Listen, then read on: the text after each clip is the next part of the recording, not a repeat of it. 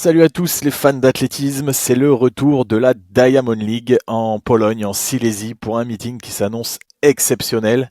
Et là aujourd'hui avec Stéphane, on va se concentrer, on va se faire un petit focus entre nous sur le 100 mètres masculin de ce meeting qui s'annonce incroyable. Il va y avoir, je vous mets un petit peu là à la bouche, Lyles, Thompson, Bednarek, et il y en aura d'autres qui peuvent prétendre à la victoire, ça va être incroyable. Installez-vous bien, vous êtes dans la chambre d'appel. On your marks.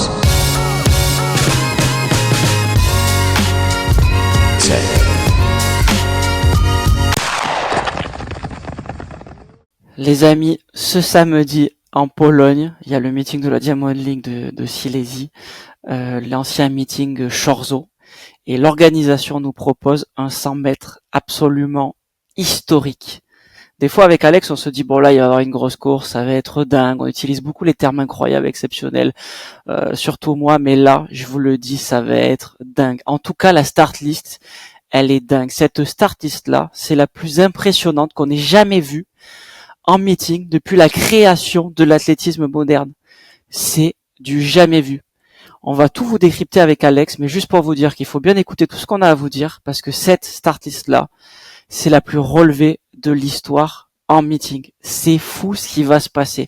Alex, tu l'as dit, il va y avoir Noah Lyles, il va y avoir Thompson, il va y avoir Bednarek, mais il y en a plein d'autres. Et en fait, il y a 8 athlètes qui ont un record personnel en 9,88 ou moins. C'est fou. Et même 7 en 9,82 ou moins. C'est encore plus fou. C'est vraiment incroyable et en plus, au-delà des performances des athlètes, il y a des rivalités entre les athlètes. Bon, vous l'avez certainement suivi, on en a fait d'ailleurs un podcast, allez l'écouter si vous n'êtes pas au courant, mais Lyles et Bednarek sont en train de se tirer dans les pattes, que vraiment en ce moment c'est l'actualité aux États-Unis tourne autour de deux Bednarek Lyles qui se clashent.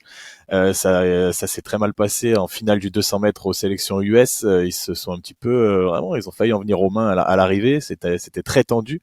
Donc il y a cette rivalité là d'une part. D'autre part, il y a la rivalité entre Noah Lyles et Kishane Thompson, qui sont les premiers et deuxièmes des Jeux Olympiques l'année dernière à Paris, séparés seulement de 5 millièmes. Donc ils ont fini tous les deux en 9,79. Donc Kishane Thompson, c'est sûr et certain que dans sa chambre, il a une photo de Noah Lyles et que tous les matins, il jette une fléchette dessus. Il se dit putain, pour 5 millièmes, j'ai pas été champion olympique à cause de ce mec.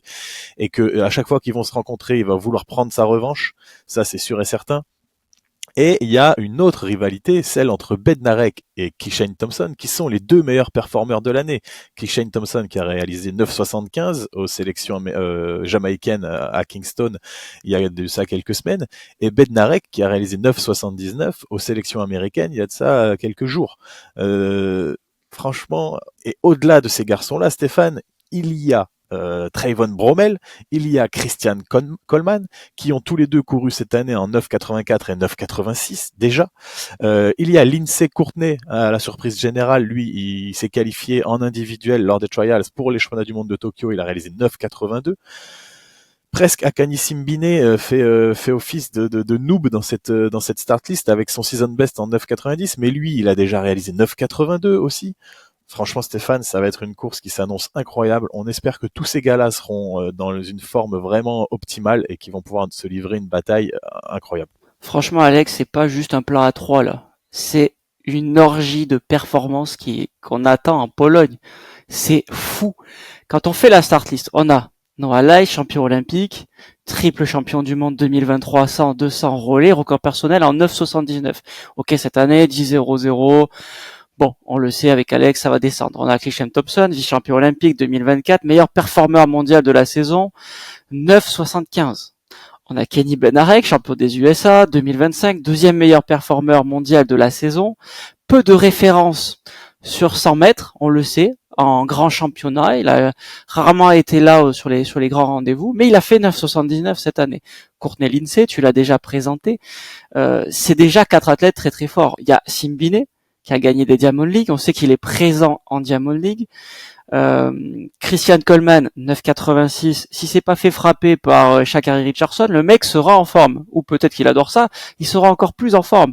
Bromell, le chouchou de Alex, 9,84. Blake Hakim, 9,88. Franchement, c'est exceptionnel. Et moi, ce que je trouve exceptionnel dans cette start list, au-delà de ça, et pourquoi c'est exceptionnel, c'est qu'il manque du monde. Et ça rend en fait cette course encore plus folle. Je vous dis pourquoi, parce que si là on a retiré des grands noms, il y a des absents un peu cette année. Il y a Tebogo qu'on voit très peu et qu'on voit un peu moins présent sur le très très haut niveau. Là, il sera pas là en Pologne, alors qu'il a un record à 9,86. Marcel Jacob, pas présent. L'année dernière, il fait 9,85 en finale des Jeux Olympiques. Fred Kerley, plus de Fred Kerley en tout cas au rendez-vous. Oblique Séville, même pas là. Et il nous en manque un qui est exceptionnel depuis quelques jours, j'ai envie de dire, c'est le Jamaïcain Levy. Level, très très fort aussi. Ça veut dire que cette startiste-là, elle est exceptionnelle alors il manque 5-6 noms qui sont tout aussi exceptionnels. Bah ouais, ça ressemble à une demi-finale ou ça ressemble à une finale des championnats du monde, et sauf qu'on sait qu'au championnat du monde il n'y aura pas Bromel ni Coleman parce qu'ils sont pas qualifiés. Tu rajoutes les deux Jamaïcains, Séville et Level, ça fait vraiment une finale mondiale en fait, hein, quasiment. Ça va être franchement, je suis vraiment très intrigué de voir qui va sortir vainqueur de cette course. Et moi, il y a une chose qui, en fait, si jamais Lyles gagne cette course, je pense qu'il assomme la concurrence et qu'il prend une énorme option sur les autres en vue de Tokyo. Parce que lui, il arrive là, il a rien à perdre, entre guillemets. Ok, il est champion olympique en titre, mais on sait que là, il se prépare pour les grands rendez-vous. Et surtout, il arrive avec un season best de 10,00. Les autres, là, ses rivaux, 9,75, 9,79, 9,82, 9,82, 9,83. Ils sont tous déjà au taquet. Lui, il arrive avec son season best de 10,00. Imaginez, il gagne cette course. Mais les autres, ils vont se dire quoi? On arrive avec un season best de 2 dixièmes d'avance sur lui et le jour J, il nous tape. Je pense que Lyles n'a rien à perdre dans cette course et que si jamais il la gagne, je vous le dis, et je suis pas fan de Lyles, si jamais il gagne cette course, Lyles, il sera champion du monde à Tokyo parce qu'il aura tué ses adversaires là, ce week-end. J'en suis quasiment sûr. Ok, putain, bah ouais, moi je nuancerai un tout petit peu en me disant que j'adore Lyles, mais je pense qu'il va se faire défoncer. Ouais, mais je suis d'accord, moi je pense qu'il va se faire défoncer, mais si jamais il gagne, ah ouais, c'est monstrueux. C'est juste qu'il va réussir à faire déjouer les autres, et je pense que c'est un peu le jeu qui joue. T'as raison, je suis totalement d'accord avec toi. S'il arrive à gagner, ce serait fou. Et je pense que tu vois, ce plan A3 que tu résumais, il est fou. Parce que ce plan A3 peut assommer mentalement tous les autres athlètes.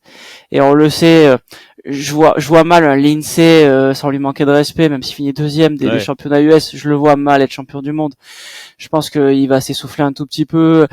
Voilà, moi je vois Ben Arek, Thompson et Lai sur le podium. Je vois pas d'autres, même s'il y a le level. Non, même pas. Le level il court pas au championnat du monde, il est au 200. Ouais.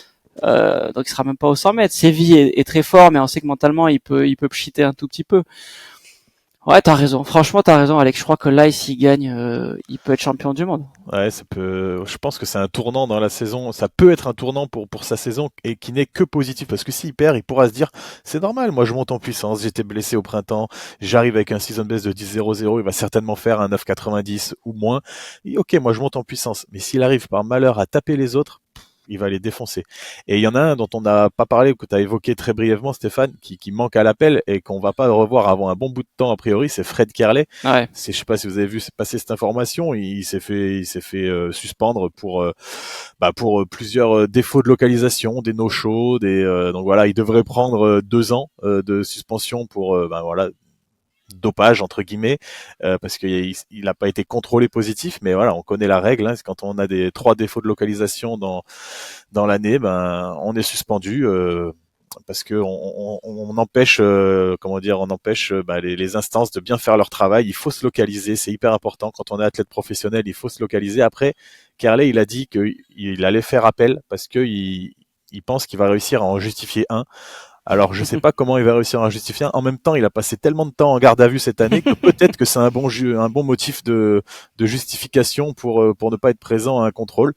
Peut-être que c'est ça qui va le sauver, de sauver sa situation. Peut-être qu'il va pouvoir dire, bah ouais, mais j'étais en garde à vue à Miami parce que j'étais en train de tabasser quelqu'un dans la rue, donc je pouvais pas être présent à mon appartement le matin, et vu que j'avais pas mon téléphone en garde à vue, j'ai pas pu changer la localisation. Franchement, ça serait vraiment super drôle que ça se finisse comme ça. Franchement, ce serait fou. C'est possible en vrai. Hein. Les Américains, Ils sont un peu fous quand même. Ouais, parce qu'il a l'air sûr de lui, Carlet, comme quoi il va réussir à justifier un de ses no-shows. Donc c'est une affaire qu'on va suivre. Mais pour revenir vraiment à l'athlétisme et à cette course de ce week-end, les amis, il faudra vraiment être connecté.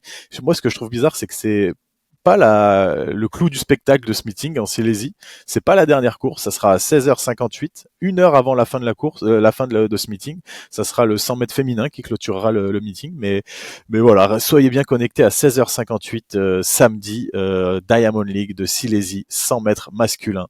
Ça va être une course, je pense, qui risque de rester dans les mémoires, Stéphane. Bah Alex, moi je te le dis, franchement, moi j'ai une stat qui est assez folle quand même. Si on fait la moyenne, alors il y a 9 athlètes dans cette série, il y a 9 athlètes sur la start list, il y a un Polonais qui a été invité pour représenter le pays hôte, c'est normal, il a un record à 10-10, sans lui manquer de respect, lui je l'ai enlevé.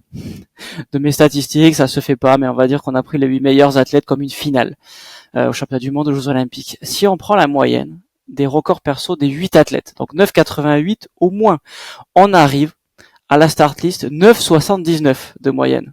9,79 de moyenne. Ça, c'est assez fou. Quand on prend la start list des Jeux Olympiques de Paris, l'année dernière, en finale, on arrive à 9,81 de moyenne. C'est assez fou, pas les résultats, hein, la start list. Ouais. Quand on prend les Jeux Olympiques de Rio, vous allez me dire, voilà quand même, tu nous sors Rio, il y avait Bolt, Gatlin, Blake, 9,81 de moyenne. Ok. La seule fois dans l'histoire de l'athlétisme mondial où une course en start list a été faite, a été montée en tout cas, ou a été courue avec des athlètes mieux que la Diamond League de ce week-end à Silesia, c'est à Londres en 2012. La moyenne, c'est 9,77. Ouais.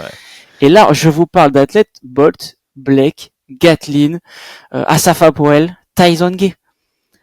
Vous vous rendez compte, on est à 2 centièmes d'avoir la même start list des Jeux Olympiques de Londres en 2012. Bolt en plus, il venait un petit peu piper les dés avec son record à 9,58. C'est Ça vrai. faisait descendre la moyenne vraiment. Ouais, alors que là, la densité est vraiment folle. Tu l'as dit, entre 9,75 et 9,88, il y a 8 athlètes. C'est fou. Ça va être une course de dingue, les amis. Stéphane, est-ce qu'on se risquerait un petit peu au jeu des pronostics sur cette course? Moi, je pense. Franchement, tout à l'heure, je t'ai entendu parler Bednarek, Lyles, Thompson, le plan A3. Moi, je pense que ça va être un plan A4, Stéphane. Et que Trayvon Bromell va s'inviter à la course parce qu'il doit être vraiment frustré. Il doit péter un câble. Et moi, je l'avais trouvé vraiment saignant. Je vois bien Trayvon Bromell s'immiscer. Je sais pas. Je pense que Lyles va pas finir dans le top 3. Moi, je vois Thompson, Bednarek, Bromell. Ok, bah tu vois, ouais, c'est vrai que ce scénario, il serait dingue. Moi, j'ai envie de dire, pour le scénario que t'as dit tout à l'heure, que tu nous as présenté tout à l'heure, j'aimerais que ce soit Noah Lyles, parce que ce serait dingue après un 10-0-0 à Londres, voilà. Ok, là ce serait fou, mais par contre, je sais pas si ça va se passer comme ça, et moi je vois Kenny Bednarek gagner. Ah ouais. Moi, je vois Kenny Bednarek. Je pense qu'il est très fort avec de la concurrence. Il est très fort quand il y a des très bons partants. Clishan Thompson, il a amélioré son départ. Il est très puissant. Il est très fort. Bromell, ça va partir fort. Coleman. Franchement, mais je pense qu'ils vont être un peu fatigués. C'est Bednarek qui a le plus de chances de gagner face à ces mecs-là. Mais ouais, sinon, là, s'il gagne, ce serait fou. Sachez que cette piste, en tout cas, elle est ultra rapide. C'est une piste qui a déjà fait courir vite des athlètes. Le seul petit bémol, Alex, et là je viens de le voir à l'instant, c'est le vent qui est annoncé un peu de face. J'espère qu'il y a une solution qui va être trouvée, mais je les vois mal tourner la piste. Ils le font pas trop en Diamond League pour la diffusion en télé. C'est très très rare. C'est quasiment du jamais vu. Ça pourrait gâcher un tout petit peu la fête parce que la météo va être très bon, grand soleil, 30 degrés, des conditions exceptionnelles. C'est une piste Mondo qui est classée 1. Classée 1, ça veut dire que cette Mondo-là, c'est la même qu'aux Jeux Olympiques, aux Championnats du Monde. C'est obligatoire. C'est pas en Diamond League, on peut avoir des pistes comme ça a été le cas, il me semble, à Rabat. Où les pistes étaient un tout petit peu moins, c'était classé 2. Là, c'est homologué classé 1. Et c'est fou, c'est du Sportflex, Superflex, X720, il me semble de tête. C'est vraiment un truc de fou, c'est la Rolls des pistes. Donc j'espère que ça va aller vite. Ouais, après, au pire, si jamais il y a du vent de face, on se contentera Oui. du plan A2, plan A3, plan A4, comme tu veux, Stéphane, hein, c'est toi qui décides, mais ça, on aura quand même des belles confrontations et ça commencera à nous donner des infos sur les forces en présence et comment vont se profiler les championnats du monde de Tokyo. Mais c'est vrai que c'est une belle répétition générale, on a hâte de voir ça. Et voilà, les amis, on vous a fait ce petit focus, la spéciale 100 mètres.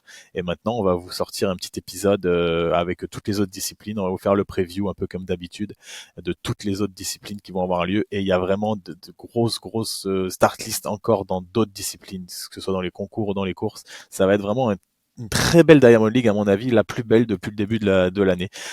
Restez bien connectés, les amis. On vous fait un épisode très rapidement. Allez, à très vite.